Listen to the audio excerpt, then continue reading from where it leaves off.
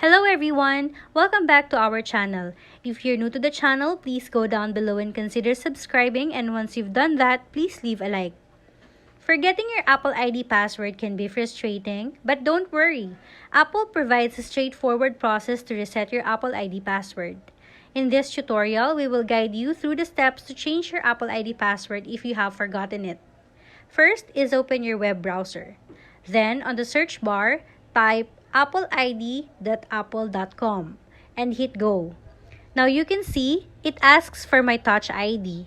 And if you use latest iPhones, it will ask for your Face ID. After doing so, tap on password. You can just change your password here. But if you can't remember your current password, we need to open another tab. And type iforgot.apple.com and tap go. In here, tap reset password. Then, tap Apple ID and type your Apple ID. Now, type the characters below. After that, tap continue. Here, you need to confirm your phone number and hit continue again. Now, tap allow and follow the on-screen instructions to reset your password.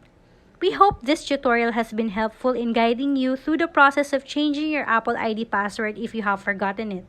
Remember to keep your Apple ID password secure and consider using a password manager to help you manage and generate strong passwords. Thank you for watching!